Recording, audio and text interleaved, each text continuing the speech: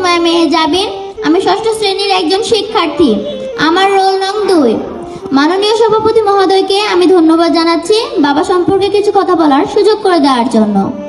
আশা করি বাবা সম্পর্কে কিছু কথা বলা শোনার পরে সকলের বাবার প্রতি ভালোবাসা আরও বেড়ে যাবে।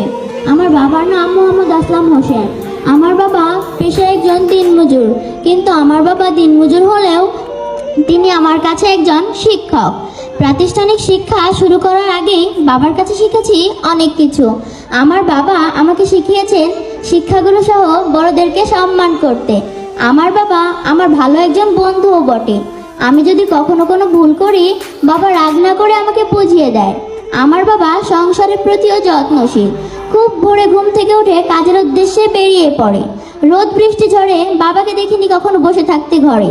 দিনমজুর বলে কথা, বেশ আরামে এসে সময় কাটালে যে সংসার চালাতে সে হিমশিম খাবে, তাই তো ক্লান্ত পরিশ্রম করে যায় সব সময়। আমার বাবা আমাকে অনেক ভালোবাসে। ছোটবেলা থেকেই মাঝে মাঝে রাতের খাবারের পর শুয়ে শুয়ে বাবার জীবনের অতীতের গল্প শুনতাম। সেখানে বাবার হাসি মুখে বলা হাজারো না পাওয়ার গল্প থাকতো।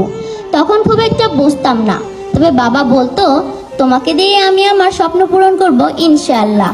আমার বাবা আমাকে অনেক ভালোবাসে, তাই আমি যখন যা চাই তা না দিতে পারলে যে তার মন খারাপ থাকতো। এই তো বেশ কিছুদিন আগে বাজারে গিয়ে বাবার কাছে একটা কোন আইসক্রিম খেতে চেয়েছিলাম। বাবার কাছে টাকা না থাকার কারণে বাবা বলেছিল, আইসক্রিম খাওয়া তো ভালো না, ঠান্ডা লাগতে পারে, দাঁতে পোকা লাগতে পারে। আমি সেদিন খুব কান্না করেছিলাম, বাবাও সেদিন খুব কান্না করেছিল। তবুও বাবা যে আমাকে আইসক্রিম না দিয়েই বাড়িতে নিয়ে যায়, আমিও অভিমান করে কথা না বলে বাসায় যাই। সেদিন দেখেছিলাম বাবার চোখে জল। না বোঝাতে পারা হাজারো কথা দেখেছিলাম তার চোখে। বুঝতে তো সেদিন শিখেছি না বোঝাতে পারা হাজারো কথা। বুঝতে তো সেদিন শিখেছি সাধ্যের বাহিরে কোনো আবদার বাবার কাছে করতে নেই।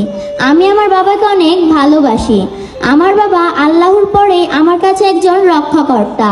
তিনি আমাকে বটবৃক্ষ